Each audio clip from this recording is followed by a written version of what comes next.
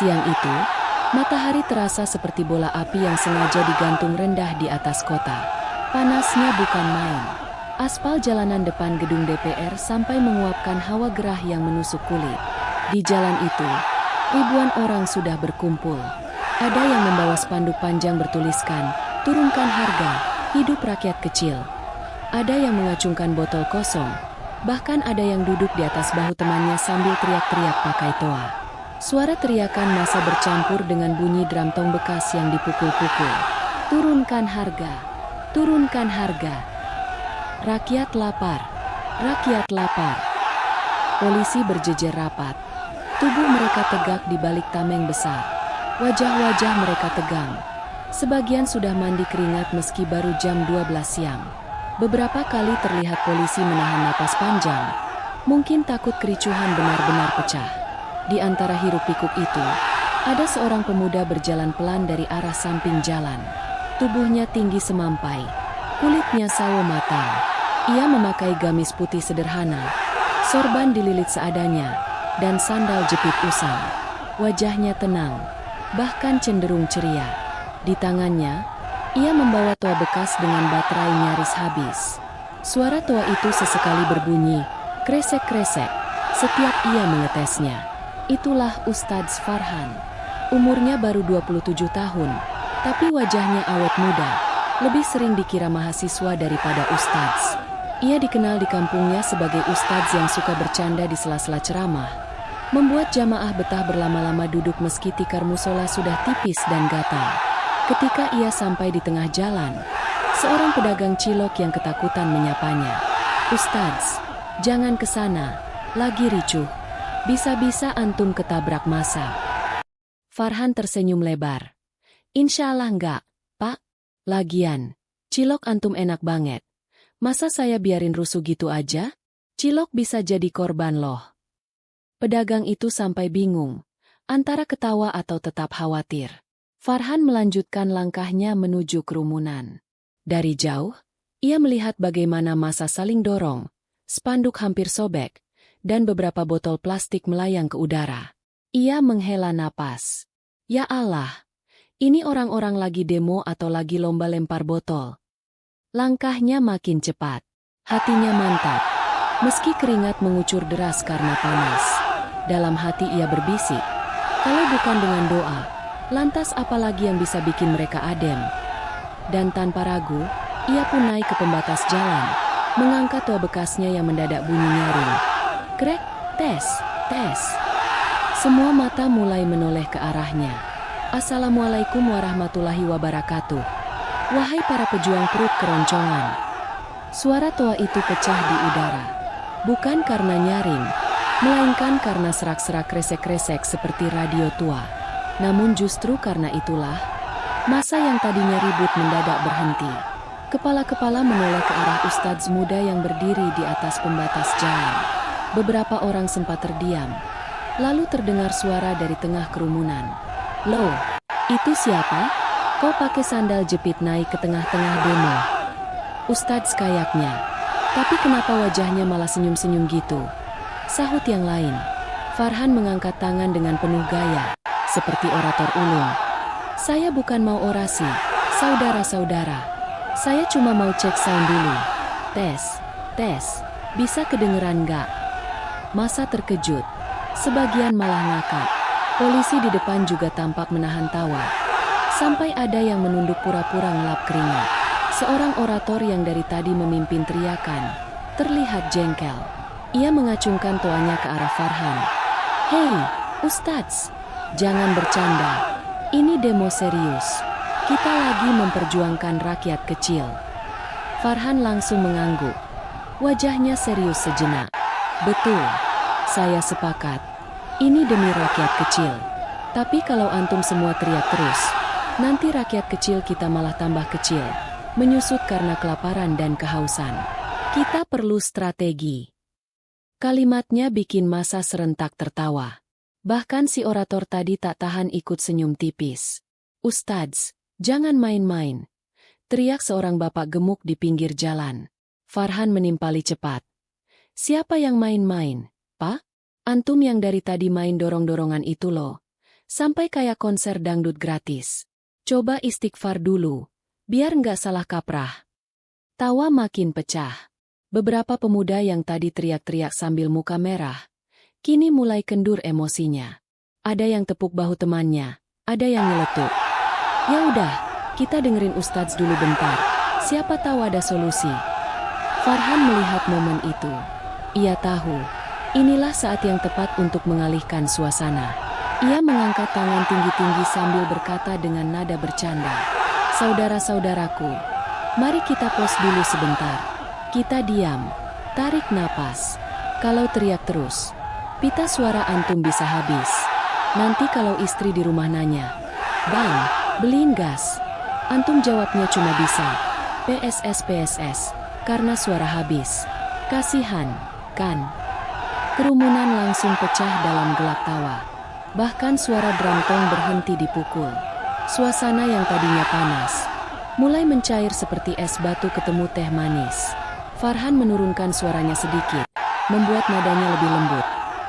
Saya tahu kalian marah, saya tahu kalian lapar. Tapi percayalah, marah sambil teriak-teriak nggak bikin perut kenyang. Paling-paling bikin kepala pusing. Kalau mau kenyang, mari kita minta langsung sama yang maha pemilik rezeki. Beberapa orang mulai manggut-manggut. Ada yang berbisik, bener juga ya? Farhan tersenyum, lalu menutup dengan kalimat jenaka. Pokoknya sebentar lagi kita doa bareng. Jangan ada yang teriak dulu. Kalau teriak di tengah doa, bisa-bisa malaikat yang nyatet salah paham. Dikira antum minta diskon harga cabai, padahal minta diskon harga cicilan motor. Kali ini, bukan cuma massa yang tertawa. Barisan polisi pun ikut terguncang bahunya menahan ketawa. Keributan pun reda. Teriakan hilang. Yang tersisa hanyalah rasa penasaran. Menunggu apa yang akan dilakukan Ustadz muda itu selanjutnya. Setelah suara amin yang bulat tadi menggema, suasana terasa hening. Angin siang yang panas seakan berubah jadi sepau-sepau. Bahkan burung gereja yang tadinya beterbangan panik di kabel listrik, kini hinggap tenang seakan ikut mendengar doa. Farhan melirik ke sekeliling, melihat wajah-wajah yang tadinya merah penuh amarah, kini berubah teduh. Ia pun melanjutkan dengan nada hangat tapi tetap jenaka. Ya Allah, jangan biarkan lidah kami kebablasan. Kalau bicara, tolong arahkan ke hal yang baik-baik. Jangan sampai lidah kami lebih tajam dari pisau dapur. Pisau dapur kalau tajam masih bisa buat potong bawang, tapi kalau lidah tajam, yang potong justru hati orang lain. Beberapa ibu-ibu di barisan belakang yang tadinya teriak paling kencang, kini senyum malu sambil menunduk. Farhan melanjutkan, dan ya Allah, kalau engkau ridha, turunkanlah harga kebutuhan pokok kami. Beras, minyak, cabai, bawang, semua jangan naik tinggi-tinggi. Kalau cabai harganya kayak emas, kami masak sambal bisa jadi mahar pernikahan. Masa langsung tergelak. Seorang bapak di tengah kerumunan nyeletuk. Betul itu, Ustadz. Cabai di pasar mahal banget. Farhan cepat menimpali. Nah, makanya jangan marah di sini. Mending kita doa ramai-ramai. Siapa tahu malaikat lagi live streaming doa kita ke langit. Tawa pecah lagi. Lalu Farhan mengubah nadanya jadi lebih serius. Ya Allah, kuatkan kami. Jangan biarkan rasa lapar mengalahkan iman. Jangan biarkan rasa marah mengalahkan akal sehat. Karena engkau tahu, hati kami ingin perubahan. Tapi kami juga tidak mau saling melukai. Suara massa serentak lirik. Amin. Kali ini tanpa tawa. Suaranya bulat, pelan, tapi terasa dari hati. Farhan menunduk sebentar, lalu menutup dengan doa terakhir yang membuat semua orang tersenyum lagi. Dan terakhir, ya Allah, kalau doa kami ini engkau kabulkan, tolong beri tanda. Misalnya sebentar lagi ada yang dateng bawa traktiran es teh manis 1 gerobak. Kalau nggak ada, nggak apa-apa. Tapi minimal jangan biarkan kami pulang dengan suara serak kayak penyanyi dangdut keliling. Massa sontak terbahak. Bahkan barisan polisi pun kali ini tak tahan lagi. Ada yang sampai tepuk tangan pelan sambil menunduk. Kerumunan berubah jadi seperti majelis doa besar. Ada yang menepuk bahu temannya sambil tertawa. Ada yang menyalami polisi di depan barisan. Bahkan ada yang saling berbagi makanan kecil. Ricuh yang tadinya menggelegar, kini benar-benar hilang. Yang ada hanyalah senyum, tawa, dan rasa lega. Farhan menurunkan tangannya, tersenyum puas sambil berkata lirih, "Alhamdulillah, ternyata doa bisa lebih nyaring dari teriakan." Suasana yang tadinya panas kini berubah drastis. Kerumunan yang sebelumnya penuh teriakan, botol melayang, dan dorong-dorongan, kini berubah jadi semacam pengajian dadakan di jalan raya. Beberapa orang mulai duduk bersila di atas aspal, menepuk-nepuk paha sambil tertawa kecil. Seorang bapak yang tadinya muka merah karena marah, kini malah sibuk mengipas-ngipas pakai spanduknya sendiri sambil bilang ke temannya, tadi doa Ustadz itu bikin adem banget, ya? Kepala gue yang tadi panas sekarang jadi kayak abis minum es cendol." Temannya menimpali sambil terkekeh. "Hahaha, iya, gue malah jadi pengen nasi padang beneran." Di sisi lain, para pemuda yang tadinya berbaris paling depan, siap maju mendorong polisi, kini malah menghampiri barisan aparat. Salah seorang pemuda menyodorkan botol air mineral setengah penuh ke seorang polisi. "Pak, haus nggak? Ambil aja. Saya masih ada cadangan." Polisi itu sempat kaget, tapi kemudian tersenyum dan mengangguk. "Terima kasih, Dik." Pemandangan yang sebelumnya tegang berubah jadi penuh keakraban. Ada polisi yang malah bercanda. "Tadi saya sempat mikir, wah ini bentar lagi perang. Ternyata berubah jadi doa bareng. Mantap juga ustadznya." Farhan yang masih berdiri di atas pembatas jalan, menurunkan toa bekasnya. Ia menepuk-nepuk dadanya, lega melihat suasana berubah total.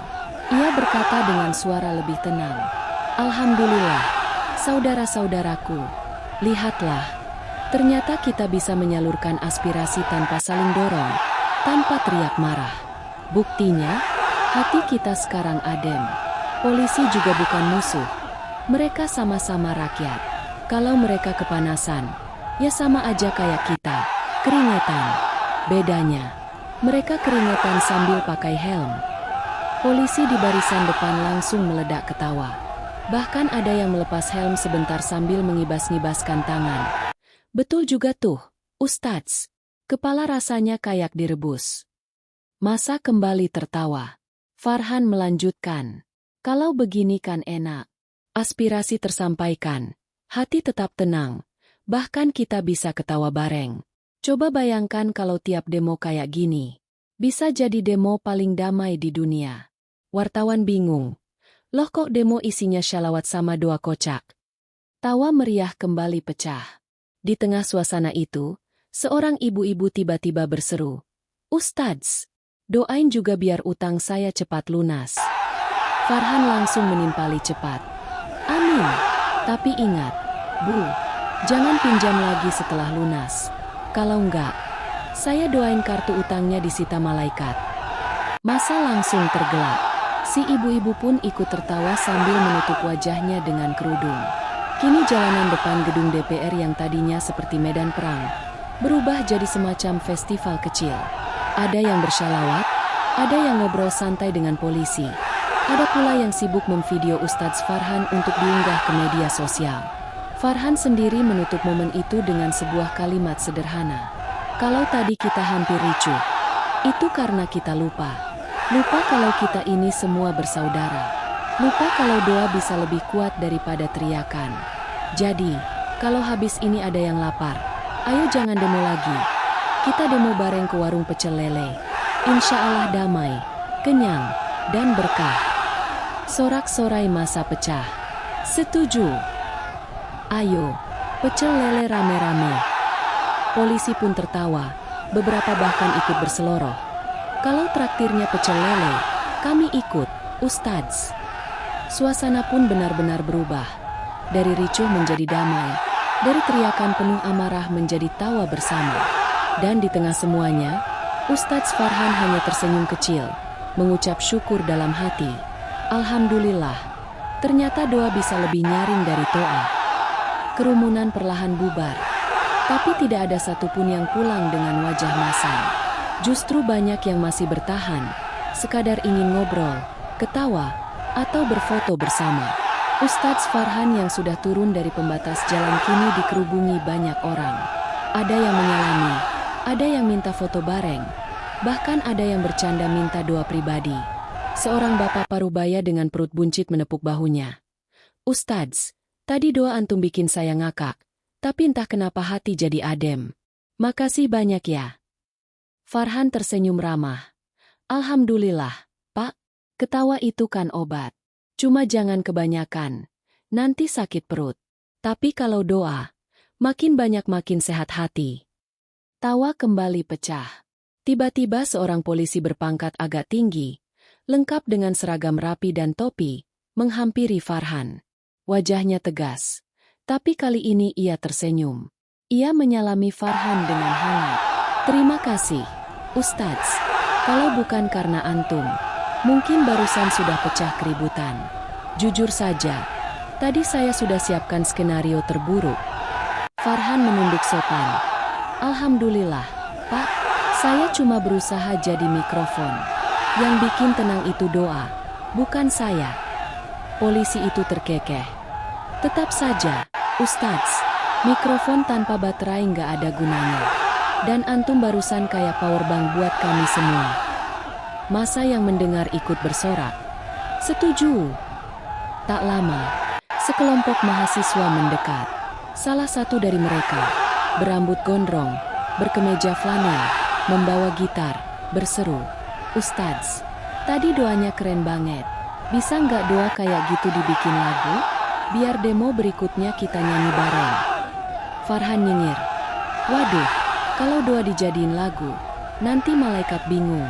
Dikira kita kirim request lagu, bukan doa. Gelak tawa kembali meledak. Namun kejutan terbesar datang dari arah belakang. Seorang pemuda yang sejak tadi sibuk merekam dengan kamera profesional, tiba-tiba maju dan berkata lantang, Ustadz, barusan saya live in ke media sosial. Dan tahu nggak? Tayangannya ditonton lebih dari 100.000 orang dalam setengah jam. Masa serempak kaget. Wow, serius? Farhan melongo. Astagfirullah. Jangan-jangan saya nanti viral gara-gara doa nasi padang. Pemuda itu tertawa. Iya, Ustadz. Netizen malah kasih julukan baru. Ustadz Pecel Lele. Katanya doa antum unik. Bikin ketawa sekaligus nyentuh hati. Masa kembali bersorak. Hidup Ustadz Pecel Lele. Farhan garuk-garuk kepala. Wajahnya setengah malu setengah geli. Astagfirullah. Besok-besok kalau saya khutbah Jumat, jamaah bisa-bisa minta saya doain ayam goreng pula. Semua orang terbahak. Suasana makin cair. Saat itu, langit sore mulai berwarna oranye. Matahari turun perlahan, memberi cahaya hangat. Kerumunan perlahan benar-benar bubar. Sebagian menuju rumah, sebagian lain benar-benar ikut ide Farhan. Jalan ke warung pecel lele bersama-sama. Farhan menatap langit sambil menarik napas dalam. Ya Allah, saya cuma niat kecil, tapi engkau bikin besar. Kalau memang ini cara MU, bimbing saya agar tetap ikhlas.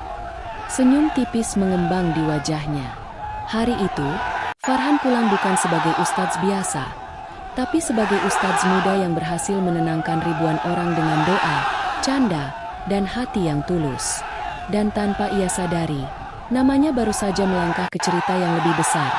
Sebuah perjalanan dakwah unik yang akan mengajaknya ke tempat-tempat tak terduga. Malam itu, setelah pulang dari lokasi demo, Ustadz Farhan langsung duduk di teras rumah kontrakannya yang sederhana. Ia melepaskan sorban, menyandarkan punggung ke dinding, dan menghela napas panjang. Alhamdulillah, selesai juga. Rasanya kayak abis main bola 90 menit. Capek tapi lega. Gumamnya. Ia mengambil ponsel bututnya. Ponsel dengan layar sedikit retak di ujung. Begitu dinyalakan, puluhan notifikasi WhatsApp, panggilan tak terjawab, dan pesan masuk berdatangan. Loh, kok rame banget ini? Farhan melongo. Ia membuka salah satu pesan dari temannya. Isinya video dirinya saat memimpin doa tadi siang. Suaranya jelas terdengar. Ya Allah, kalau bisa turunkan rezeki langsung, nasi padang satu kotak pun jadi. Video itu sudah diberi teks besar oleh netizen. Doa tersantui di tengah demo. Farhan terkejut bukan main. Astagfirullah. Ini siapa yang edit pakai font pink sama emoticon ayam goreng segala? Ia scroll ke bawah. Ternyata video itu sudah dibagikan ulang ribuan kali di berbagai platform. Di Twitter, trending topik malam itu bertuliskan, Ustadz Pecel Lele. Komentar netizen pun berderet panjang. Baru kali ini lihat doa bikin ngakak. Tapi tetap adem di hati. Respect, Ustadz. Besok kalau demo lagi, tolong hadirkan beliau. Minimal kita pulang dapat doa plus ketawa. Cocok banget nih kalau Ustadz bikin channel YouTube. Judulnya, Doa Bikin Ngakak, Hati Jadi Plong. Saya nggak tahu harus ketawa apa nangis. Soalnya doa nasi padang beneran kena ke hati saya yang lagi ngirit lauk. Farhan membaca sambil garuk-garuk kepala. Ya Allah, kenapa doa bisa jadi hiburan trending gini? Tiba-tiba ponselnya berdering. Nama yang muncul, Emak. Farhan buru-buru angkat. Assalamualaikum, Mak. Di ujung sana, suara ibunya terdengar heboh. Nak, kamu masuk TV. Tadi Emak lihat di berita. Ada ustadz muda bikin demo adem. Itu kan kamu? Astagfirullah. Emak jadi ikut terkenal. Besok kalau ke pasar, orang-orang bisa minta Emak doain harga cabai turun. Farhan terdiam, lalu ngakak sendirian. Aduh, Mak, jangan ikut-ikutan.